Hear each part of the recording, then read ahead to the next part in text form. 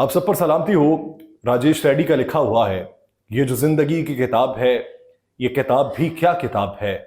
कहीं एक हसीन सा ख्वाब है, कहीं जान लेवा अजाब है, कहीं छाँव है, कहीं धूप है, कहीं और ही कोई रूप है। कई चेहरे इसमें छुपे हुए, एक अजीब सा ये नकाब है। कहीं खो दिया, कहीं पा लिया, कहीं रो लिया, कहीं गा लिया, कहीं छीन लेती है हर खुशी, कहीं मेहरबां बेहिसाब है। कहीं आंसुओं की है दास्तां, कहीं मुस्कुराहटों का बयां, कहीं बरकतों की है बारिशें, कहीं तशनगी बेहिसाब है। नाज़रीन, मैं हूं यासिर रशीद और आप मेरा व्लॉग देख रहे हैं। नाज़रीन, पाकिस्तान का सियासी मंजरनामा सभी के सामने, किस तरह केसेस भुगताए जा रहे हैं, किस तरीके से उन केसेस के बाद मौजूदा सूरत हाल को जन्म दिया जा रहा है। चेयरमैन पीटीआई ने कहा है कि एफआईए का जो सरबराह है वो अभी से ही बात कर रहा है कि चेयरमैन पीटीआई को जेल में जाना है। तो उसके बाद वो कहते हैं कि एफआईए फेडरल इन्वेस्टिगेशन एजेंसी की हैसियत क्या रह चुकी है।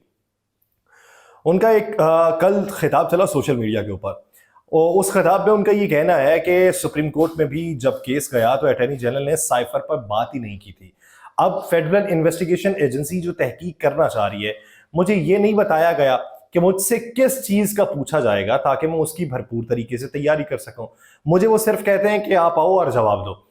वो ये दावा करते हैं कि किसी वकील तक को नहीं पता कि आजम खान का कौन सा बयान आर्टिकल 164 पर पूरा उतर रहा है, और ये अभी तक सिर्फ खबरों में ही आ रहा है। साबिक वज़ीर आज़म ये कहते हैं कि मैं चाहता हूं कि साइफर पे दुरुस्त तरीके से इंक्वायरी हो, मगर ये फर्स्ट इन्वेस्टिगेशन रिपोर्ट नहीं कर सकती क्योंकि एफआईए उन्हीं के मातहत है जिन्होंने उससे फायदा उठाया। वो ये कहते हैं कि साइफर सामने आते ही हमारी गवर्नमेंट चली गई थी और मैंने बड़ी कोशिश की थी कि इस पे तहकीकात हों, लेकिन यहाँ एक आदमी के पास इतनी ताकत है कि वो साइफर को दबाने की पूरी कोशिश कर रहा है। सुपर किंग ने हर बार इस्तेमाल किया। अब वो सुपर किंग किसे कह रहे हैं? माजी के अंदर वो बहुत से लोगों को अलकावात से नवाजते रहे और फिर वो खुद ही उन्होंने बताया कि मैं किस के बारे में ये बात कर रहा हूं। और सुपर किंग अब वो किसको कह रहे हैं ये भी उन्हें ही मालूम होगा।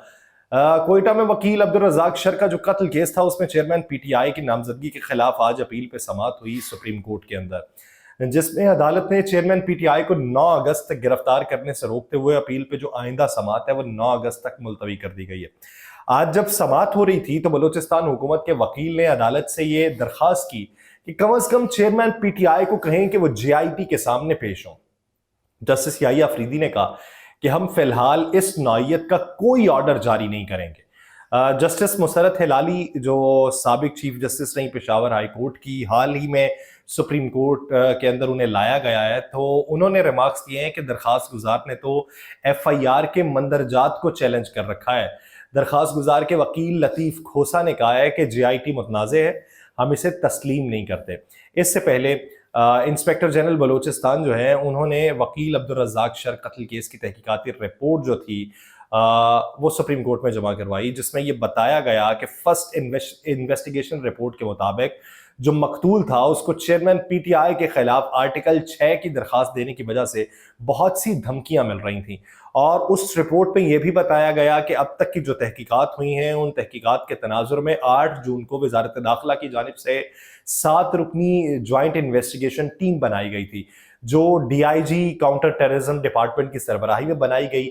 जेआईटी की अब तक 8 मीटिंग्स हो चुकी हैं और जेआईटी के पहले इजलास में मुल्जिमान को बुलाने का फैसला किया गया। 19 जून को चेयरमैन पीटीआई को तलबी के नोटिस भेजे गए।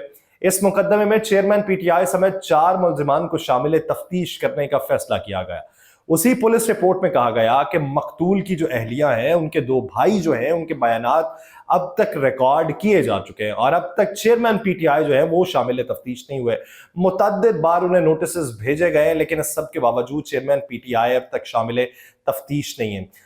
केस की तहकीकात इस हवाले से जारी है। ये तो मंजरनामा है अदालती। आज अदालती मंजरनामे में हमें यह भी देखने को मिला उनके ऊपर बोतल फेंकी गई, हमला किया गया और बोतल के अंदर जो मवाद था उसके बारे में भी बहुत सी चहमगोइयां चल रही हैं। अगर सच्चाई है तो थू है उन अफराद के ऊपर के जो इसमें मुलव्वस पाए गए हैं। तो दूसरी तरफ अगर बात की जाए वाइस चेयरमैन पीटीआई की जो ऑडियो लीक की तहकीकात करने वाली मुश्तरका तहकीकाती टीम के सामने पेश हुए हैं, तो शाह महमूद कुरैशी साहब के दिए गए वक्त 11 बजे से कुछ देर पहले ही एफआईए के हेडक्वार्टर पर पहुंच गए थे। FIA کی 8 رکنی مشترکہ تحقیقاتی ٹیم اس حوالے سے تحقیقات کر رہی ہے، اور ڈائریکٹر FIA اسلام آباد زون جو ہے رانا جبار، وہ کمیٹی کی سربراہی کر رہے تھے۔ فیڈرل انویسٹیگیشن ایجنسی کے مختلف ونگز کے افسران سمیت 3 انٹیلیجنس اداروں سے گریڈ 19 کا ایک آفیسر بھی اس جوائنٹ انویسٹیگیشن ٹیم میں شامل ہے۔ فیڈرل انویسٹیگیشن ایجنسی کے انسداد دہشت گردی ونگ نے vice chairman PTI Shah Mahmood Qureshi اور اسد عمر کو آج طلب کر رکھا تھا۔ قریشی صاحب نے میڈیا سے گفتگو کی، اس کے کچھ مندرجات سامنے آئے، کچھ نہیں آ سکے۔ FIA کے سامنے پیشی کے بعد میڈیا سے جو گفتگو کی گئی، اس میں شاہ محمود قریشی صاحب نے کہا کہ تقریباً 2.25 گھنٹے میں جوائنٹ انویسٹیگیشن ٹیم کے سامنے پیش ہوا ہوں۔ پہلے بھی مجھے نوٹس ملے ہیں، میں نے سوال نامہ مانگا تھا، میں پہلے بھی پیش ہوا تھا، سوالوں کا دیانتداری سے میں نے جواب دیا ہے، اور آج کے سوالوں پہ اپنا میں نے موقف پیش کیا۔ شاہ محمود قریشی صاحب نے کہا کہ پہلے بھی میں کہہ چکا ہوں کہ سائفر ایک حقیقت تھی اور حقیقت ہے۔ ذمہ دار لوگ جن کا تعلق میری جماعت سے نہیں ہے، انہوں نے کہا کہ یہ سیاسی ڈرامہ ہے۔ وہ کہتے ہیں کہ میں اگر اسے سیاسی ڈرامے کے طور پہ دیکھوں تو سائفر معمولی نوعیت کا نہیں تھا، اس کی حیثیت نوعیت پہ قومی سلامتی کے 2 اجلاس بلائے گئے، ایک سابق وزیر اعظم اور دوسرا موجودہ وزیر اعظم کی زیر صدارت ہوا ہے۔ دونوں اجلاسوں میں سائفر کی حقیقت کو تسلیم کیا گیا، سائفر کو مانا گیا کہ سائفر تھا۔ شہباز شریف صاحب کی زیر صدارت اجلاس میں بھی اسے جھٹلایا نہیں گیا بلکہ اسے تسلیم کیا گیا۔ قریشی صاحب کا کہنا تھا کہ نیشنل سیکیورٹی کمیٹی کے اجلاس میں تمام سیاسی جماعتیں جو ہیں ان کی قیادت کو بلایا گیا۔ اس وقت کی اپوزیشن نے اجلاس کا بائیکاٹ کیا تھا، اور چیئرمین PTI نے کوشش کی کہ سپریم کورٹ کی نگرانی میں آزاد تحقیقات ہوں، لیکن آزاد تحقیقات سپریم کورٹ کی زیر نگرانی اس کی نہیں ہو سکیں، جس کی وجہ سے اب سائفر کے اوپر 17 ماہ کے بعد پھر ایک بات چیت چل رہی ہے کہ یہ معاملہ جو ہے اسے سیاسی رنگ دیا جائے، جبکہ دوسری طرف عوامی معاملات کے اوپر حکومت کے اقدامات دکھائی نہیں دے رہے۔ سیاسی معاملات کے اوپر رنگ بھرتی حکومت آپ کو خوب دکھائی دے گی۔ National electric power regulatory authority یعنی نیپرا نے بجلی کی قیمت میں 7.5 روپے اضافے کی حکومتی درخواست پہ سماعت کو مکمل کر لیا۔ اب وہ کیا فیصلہ کرتے ہیں پاکستانی عوام کے مستقبل کا؟ Chairman national electric power regulatory authority نے بجلی کی بنیادی قیمت میں 7.5 روپے فی یونٹ تک اضافے کی حکومتی جو درخواست تھی اس پہ سماعت کر لی، جس سلسلے میں پاور ڈویژن نے نیپرا کو بریفنگ دی تھی۔ نیپرا حکام نے کہا ہے کہ ٹیرف میں اضافے کی بڑی وجہ جو ہے وہ روپے کی قدر میں کمی ہے اور کیپیسٹی پیمنٹس ہیں۔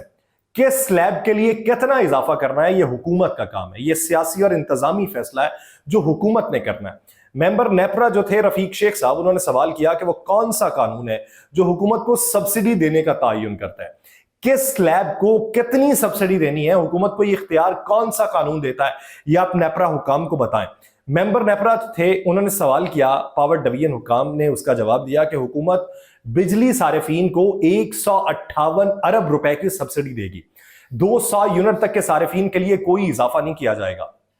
یہ 101 سے 200 تک اضافہ کر رہے تھے۔ یہ جتنی مارا ماری ہوئی ہے، یہ جتنے بیانات منظر عام پہ آئے ہیں، جتنی میمز کا طوفان بنا ہے، یہ جتنی مخالفت ہوئی ہے، اس کے بعد اب یہ کہہ رہے ہیں کہ 200 یونٹ تک کوئی اضافہ نہیں کیا جائے گا۔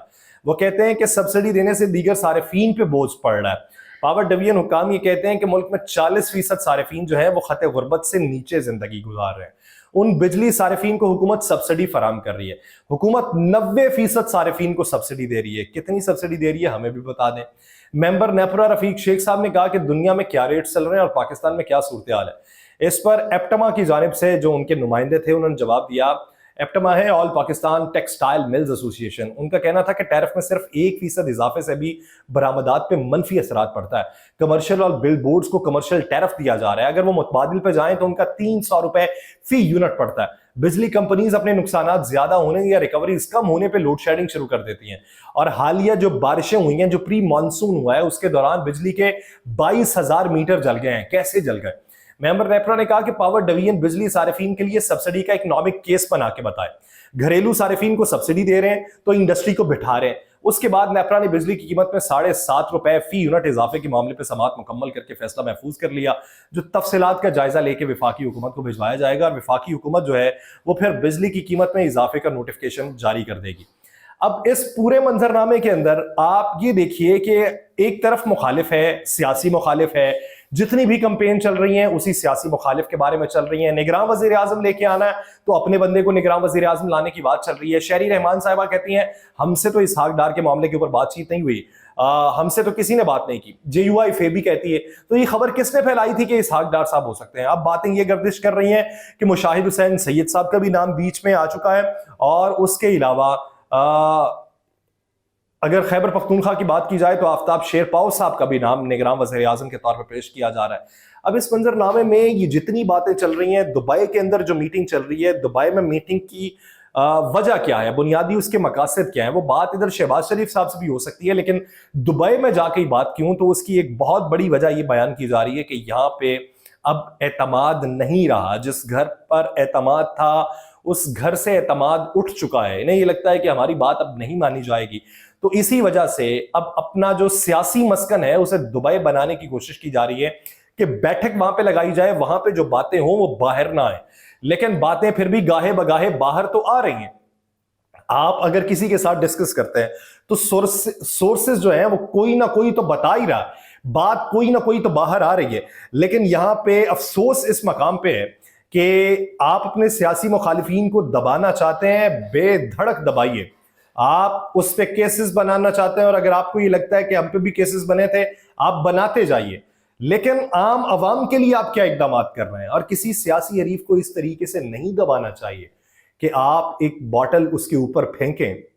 میں نہیں کہتا خدا جانے کون ہوگا, لیکن آپ نے اتنا بنا دیا ہے لوگوں کے اندر, آپ نے بھی غم و غصہ پیدا کر دیا ہے. جس طریقے سے آپ یہ کہتے تھے کہ اس نے لوگوں کے ذہنوں میں نفرت کو بھر دیا, تو آپ نے اس شخص کے بارے میں لوگوں کے ذہنوں میں نفرت بھر دی ہے جو اخلاقیات کے پیمانے سے بھی نیچے جانے لگے. ایک باٹل پھینکی گئی ہے اور ٹویٹر کے اوپر بات یہ چل رہی ہے کہ اس باٹل کے اندر ایک انسانی مواد تھا, اور وہ مواد میں ادھر مین سٹریم میڈیا کے اوپر بیٹھ کے ڈسکس نہیں کر سکتا. اسے اس باٹل میں بھرا گیا اور پھر وہ پھینکی گئی. اگر اس میں حقیقت ہے تو ڈوب کے مر جانا چاہیے. تھو ہے آپ کی انسانیت کے اوپر اور آپ کے انسان ہونے پہ. آپ انسان نہیں ہو سکتے. اگر کسی کو دبانا ہے بیڈ گورننس پہ دبائیے, بتائیے کہ یہ کم عقل ہے, کم فہم ہے, کنج دماغ ہے, اسے کام نہیں آتا, اسے سیاست نہیں آتی, یہ ملک کو بہتری کی طرف گامزن نہیں کر سکتا. ہم کر سکتے ہیں. لیکن اس طرح کے ہتھ کنڈے کہ آپ پہلے پورے وکلا کو اکٹھا کریں اور پھر یہ کہیں کہ وہ ادھر شو لگاتے ہیں, ہمیں بھی اپنا شو لگانا چاہیے, اور اسی شو کے چکر میں آپ گھر سے نکلیں اور عدالت میں پہنچ جائیں, تو یہ جلسہ نہیں ہو رہا, فیصلے ہو رہے ہیں. فیصلے ہونے میں اور ملکی عوام کی بہتری کے لیے بھی کوئی فیصلہ کر لیں. مجھے دیجیے اجازت, اللہ نے کے بعد.